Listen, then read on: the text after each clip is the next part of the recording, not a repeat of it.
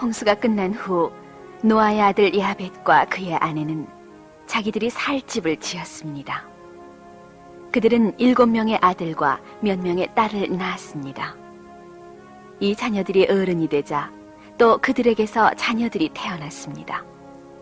셈과 그의 아내 사이에서도 5명의 사내아이와 몇 명의 딸이 태어났습니다.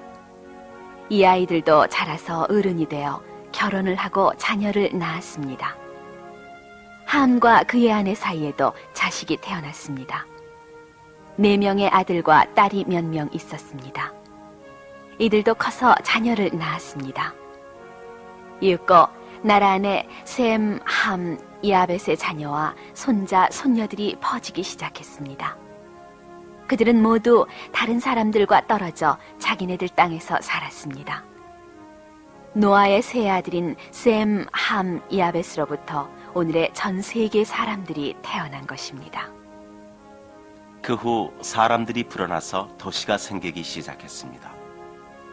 그 도시 중에서 일부는 더욱 큰 도시로 변해갔습니다. 니느웨도 이때 세워졌으며 세계에서 가장 오래된 도시라고 하는 다메섹도 셈의 손자인 우스 때부터 시작됐습니다. 다메섹에는 지금도 150만의 사람이 살고 있습니다. 노아, 셈, 함, 야벳 그리고 그 아들과 손자들은 모두 오래 살았지만 아담이나 그 자식들만큼 장수하지는 못했습니다. 아담과 그의 아들, 손자들은 1000년가량 살았는데 노아나 그 아들은 600세쯤 살았고 노아의 손자는 500세까지 살았습니다. 그 후 사람들은 400세까지 살고 다시 300세까지 살다가 마침내 하나님은 사람의 수명을 150세까지 깎아내리셨습니다.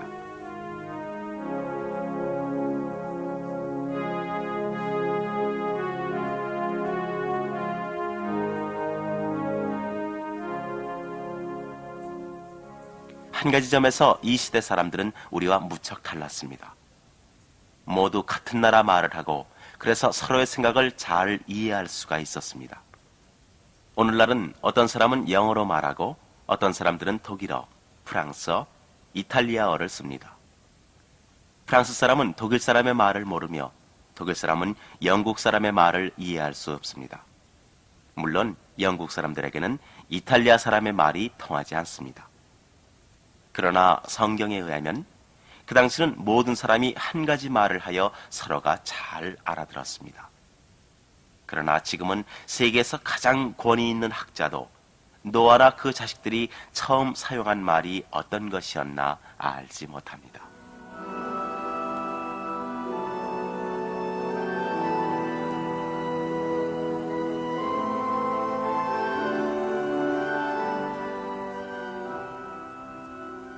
사람의 수요가 늘어남에 따라 차츰 동쪽으로 옮겨 살게 되었습니다.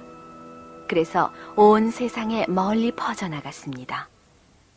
이렇듯 그들은 동쪽으로 가다가 시날 평야에 닿았습니다.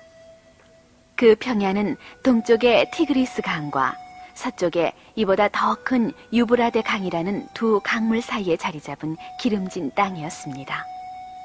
사람들은 그곳이 참 살기 좋은 곳이라고 기뻐하면서 집을 짓기 시작했습니다.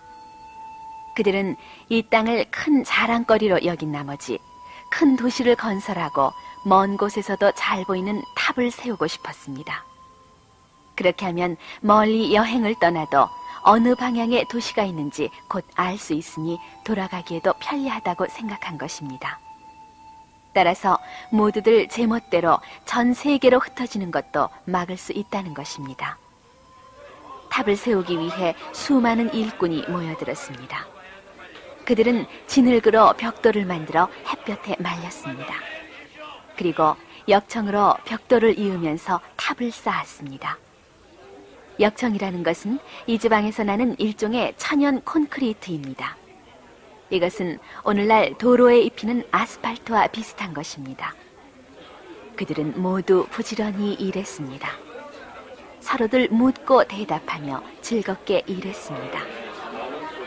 이 모퉁이에 벽돌이 더 필요한데 갖다 주시오. 역청이 한 통 더 필요한데. 아무튼 모두들 떠들며 공사를 해나갔습니다. 이렇게 계속하는 동안 탑은 차츰 높아졌습니다. 어느 날 하나님께서는 이 도시를 보러 오셔서 사람들이 탑을 세우기 시작했으며 모든 것을 제 마음대로 서슴없이 행한다는 것을 아셨습니다. 하나님께서는 사람들이 한 도시에서만 복잡하게 사는 것을 원하지 않았습니다. 모두들 하나님께서 지으신 이 넓은 세계로 퍼져나가 살기를 바라셨습니다. 여러분은 앞에서 모든 사람이 같은 말을 쓰고 있었다고 말한 것을 기억하는지요? 하나님께서는 아무도 눈치채지 못하는 사이에 그들의 말을 바꾸어 놓으셨기 때문에 사람들은 이제 서로가 생각을 전할 수 없게 되었습니다. 제각기 이전에 하던 것과는 전혀 다른 말들을 주고받게 된 것입니다. 벽돌을 좀 더 갖다 주시오. 한 사람이 외쳐도 그것은 이 세상에 그 누구도 들어보지 못한 새로운 말이었습니다. 그 말을 들은 사람은 놀라며 상대방을 다시 보면서 되묻습니다. 방금 뭐라고 말했어? 이 사람 역시 새로운 말로 짓거리고 있었던 것입니다.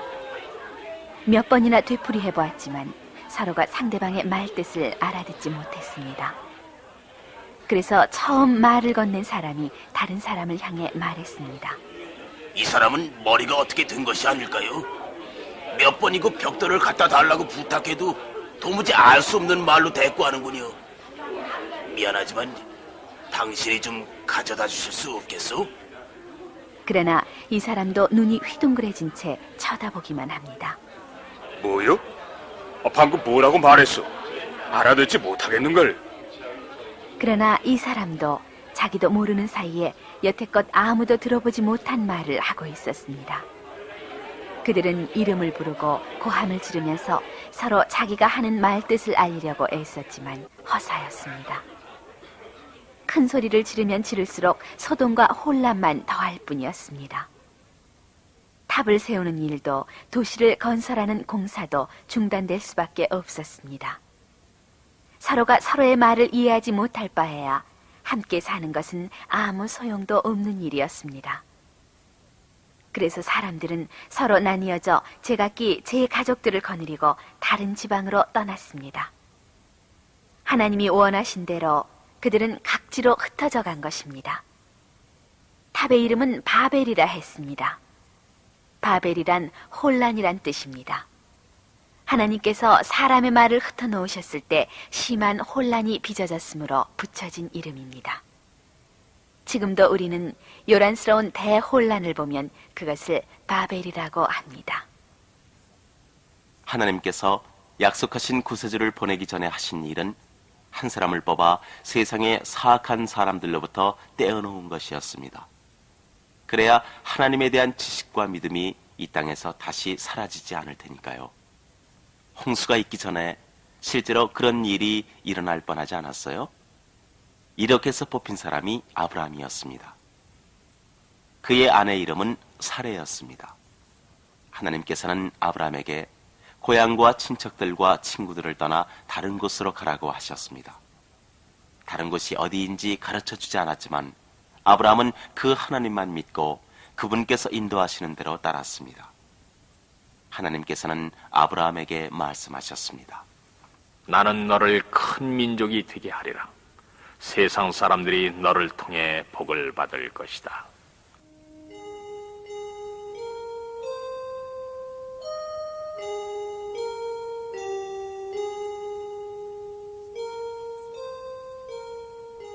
홍수 후에 사람의 수요는 다시 불어났습니다.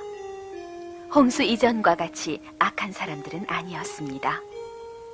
하나님이 악을 얼마나 엄하게 벌하셨는지 모두들 잘 기억하고 있었기 때문에 두려워진 것입니다. 한편 하나님께서는 이전에 약속하신 분을 보내기 위해 준비하는 일에 착수하셨습니다. 여러분은 하나님께서 하와를 꿰어 죄를 짓게 한 일 때문에 뱀을 벌하셨을 때 하와의 자식이 뱀의 머리를 칠 것이라 하신 말씀을 기억하고 있겠죠? 두말할 것도 없이 뱀의 정체는 사단이었습니다.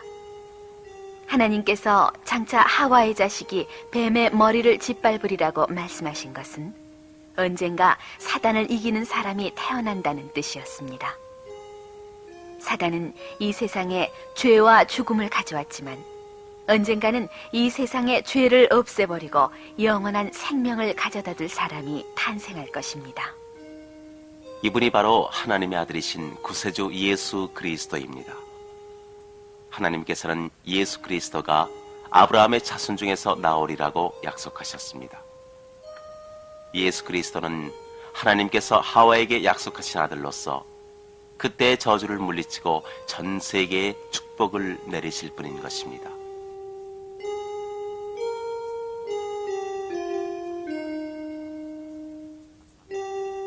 아브라함은 하나님이 시키시는 대로 아버지를 잃은 조카 롯을 데리고 모든 재산과 종들을 이끌고 고향인 하란을 떠나 먼 나라를 향해 길고 긴 여행길에 올랐습니다.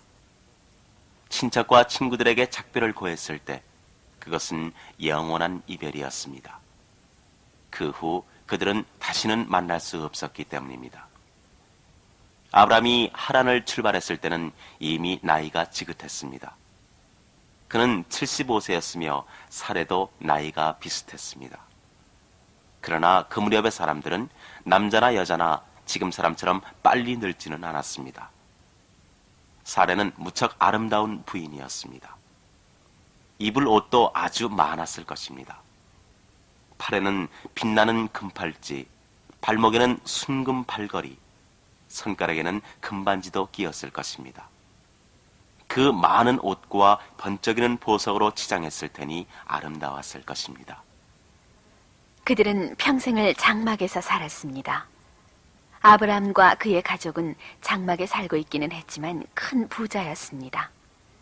소와 양과 나귀와 낙타를 많이 가지고 있었습니다.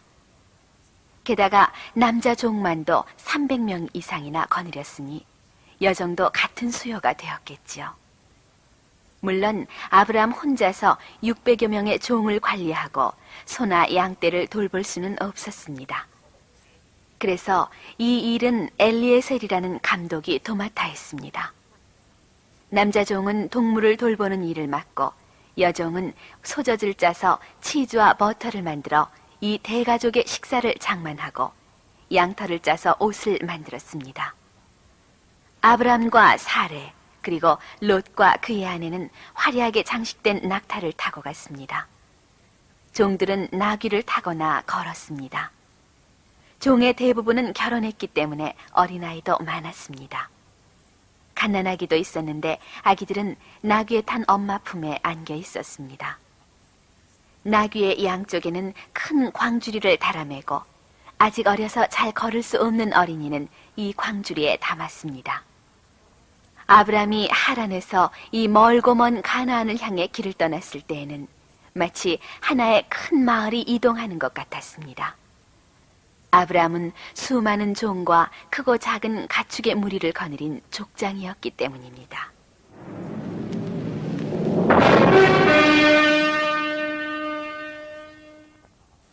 오랜 여행 끝에 아브라함과 그의 일행은 가나안이란 땅에다 장막을 쳤습니다. 하나님은 아브라함에게 말씀하셨습니다. 내가 이 땅을 네 자손에게 주겠다. 아브라함은 그곳에 제단을 만들어 하나님께 제물을 바쳤습니다. 이제 소떼와 양떼는 그 지방에 널리 흩어졌습니다. 울타리가 없어서 동물들은 자유롭게 이리저리 다니며 제 마음대로 풀을 뜯었습니다. 아브라함과 롯의 가축을 합치면 너무 많아 땅이 모자랄 정도였습니다. 가축이 먹을 풀도 부족했습니다. 그래서 아브라함과 롯의 종들은 서로 풀밭을 더 많이 차지하려고 다투게 되었습니다. 아브라함은 선한 사람이라 자기 종과 롯의 종이 다투는 것을 좋아하지 않았습니다. 그래서 그는 롯에게 말했습니다. 우리는 한 핏줄이 아니냐? 그런데 너와 내가 다투서야 되겠느냐? 네 앞에 얼마든지 땅이 있으니 따로 나가서 살림을 차려라. 네가 왼쪽을 차지하면 나는 오른쪽을 가지겠고, 네가 오른쪽을 원하면 나는 왼쪽을 택하겠다. 아브라함은 무척 관대해서 롯에게 주위의 땅 중에서 마음에 드는 곳을 택하게 했습니다. 롯은 주위의 땅을 둘러보았습니다. 동쪽에 아름다운 요단강이 보였습니다. 요단강으로는 작은 강과 시내가 숱하게 흘러들어오기 때문에 요단강 유역은 어디를 보아도 푸르고 아름답게 보였습니다. 어찌나 아름다웠던지 사람들은 이것이 옛날에 하나님께서 만드셨던 에덴 동산이 아닐까 생각할 정도였습니다. 그래서 롯은 이 땅을 택했습니다. 그는 가장 좋은 곳을 택했다고 생각했으나 이것은 큰 잘못이었습니다. 이 아름다운 땅에는 유례 없이 악한 도시인 소돔과 고모라가 있었기 때문입니다. 이 악한 도시에 유혹당한 롯은 소돔 근처에 장막을 쳤습니다. 그는 장막을 조금씩 그 도시 쪽으로 옮겨가 나중에는 그 안으로 들어가 살면서 가축 돌보는 일은 종들에게만 맡겼습니다. 성경에는 소돔 사람들은 악하고 하나님께 죄를 지은 자들이었다라고 쓰여 있습니다. 롯이 얼마나 무서운 곳에 살고 있었을까요? 그 자녀들이 어떻게 거기서 착한 어린이로 자라날 수 있을까요? 그러나 아브라함은 가나안 땅 마므레 들판에서 계속 살았습니다.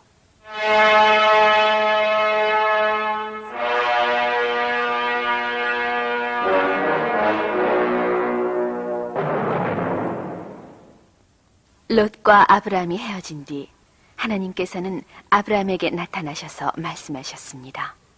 고개를 들어 내가 있는 곳에서 동서남북을 둘러보아라. 내 눈에 비치는 온 땅을 너와 네 자손에게 아주 주겠다. 또한 내가 네 자손을 땅의 티끌처럼 불어나게 하리라. 그런데 하나님이 이렇게 약속하셨지만 그때까지도 아브라함에게는 아들이 없었습니다. 아브라함은 나이가 많아 아이를 낳을 수가 없었습니다. 따라서 아브라함은 아직 아들 하나 없는데 자기에게 땅 위의 티끌처럼 수많은 자손을 주신다는 하나님의 약속을 듣고 이상하게 여겼을 것입니다. 하나님께서는 어떤 일이든 하실 수 있는 분임을 잘 알았기 때문에 아브라함은 도무지 그렇게 될 것 같지가 않았지만 하나님의 약속을 믿었습니다. 이러한 믿음이야말로 하나님께서 우리 모두에게 바라시는 것입니다. 여러분이 누구를 사랑한다면 그 사람을 믿습니다. 하나님이 나와 여러분에게 바라시는 것도 바로 이런 것입니다. 하나님은 우리 죄를 위해 자신의 아들을 돌아가시게 할 만큼 우리를 사랑해 주셨습니다. 하나님은 우리가 하나님만을 사랑하시기를 바라십니다. 불가능한 것 같지만 하나님의 말씀이면 무엇이든 그대로 믿기를 바라십니다. 하나님에게는 불가능한 일이 없기 때문이죠. 하나님께서 같은 약속을 되풀이하시자 아브라함은 하나님께 말했습니다. 하나님께서는 저에게 아직 아들을 주시지 않았습니다. 하나님께서는 아브라함을 어두운 밤하늘 아래 세우시고 말씀하셨습니다. 하늘을 쳐다보아라. 셀 수 있거든 저 별들을 세어보아라. 네 자손이 저렇게 많이 불어날 것이다. 남쪽으로는 애굽의 나일강, 동쪽으로는 유프라데강에 이르는 이 땅을 네 후손에게 주리라. 아브라함은 하나님의 말씀을 믿었고 하나님은 당연히 그것을 요구하였습니다. 왜냐하면 아브라함도 여러분이나 저처럼 똑같이 죄인이기 때문입니다. 전에는 그 역시 마음이 사악했습니다. 그러나 그는 우리가 구원받아야 할 바로 그런 방법으로 구원받았습니다. 즉 하나님의 약속을 믿은 것입니다. 예수님은 하나님을 믿는 사람들의 죄값을 대신 치르셨기 때문에 하나님은 그들에게 하나님을 사랑하는 새로운 마음을 주시고 하나님을 기쁘게 해드릴 일을 하시길 바라시는 것입니다. 한편 아브라함의 아내인 사레는 자기에게 아이가 없음을 몹시 슬퍼했습니다. 그리고 자기는 아이를 낳기에는 나이가 너무 많다고 생각했습니다. 그래서 생각 끝에 아브라함에게 말했습니다. 하나님께서 저에게 자식을 주지 않으니 여종 하갈을 아내로 맞이하는 것이 좋겠습니다. 그러면 하나님께서 아이를 주실지도 모르니까요. 아브람도 사라의 생각을 좋게 여겼습니다. 이 방법을 통해 오랫동안 약속되어 온 자식을 얻을지도 모를 일이었기 때문입니다. 그래서 아브라함은 하갈을 아내로 맞이했습니다. 그러나 나중에 사레는 후회했습니다. 하갈은 사레에게 무례한 행동을 하고 사레를 주인으로 여기지 않게 되었기 때문입니다. 사레는 아브라함에게 불평했습니다. 저는 제 종을 당신께 드렸습니다. 그런데 이제 그 여자가 절 업신여깁니다. 하나님께서 저와 당신 사이의 시비를 가려주실 것입니다. 하갈은 당신의 종이니 당신 좋을 대로 하시오. 사레가 하갈을 혼내주었기 때문에 하갈은 멀리 사막까지 달아났습니다. 사막은 위험한 곳이었습니다. 들짐승이 있을 뿐만 아니라 때로는 강도도 나타났습니다. 그러나 하나님께서는 줄곧 하갈을 지켜주시고 하늘로부터 천사를 보내셨습니다. 하갈은 샘을 찾아 그 곁에 앉았습니다. 더운 나라에서 물은 무척 소중한 것입니다. 천사는 하갈에게 물었습니다. 너는 어디서 왔느냐? 그리고 어디로 가느냐? 저의 여주인 사레의 눈을 피해 도망하는 길입니다. 여주인 곁에 돌아가 얌전하게 섬겨라. 너는 아들을 낳을 것이다. 하나님께서 내 울부짖음을 들어주셨다. 아들을 낳으면 그 아이 이름을 이스마엘이라고 부르도록 하여라. 이스마엘이란 이름은 하나님께서 들어주신다는 뜻입니다. 천사의 말을 듣고 하갈은 큰 위로를 얻었습니다. 하나님이 지켜주신다는 것을 알았기 때문입니다. 그래서 하갈은 고백했습니다. 여호와는 저를 지켜주시는 하나님이십니다.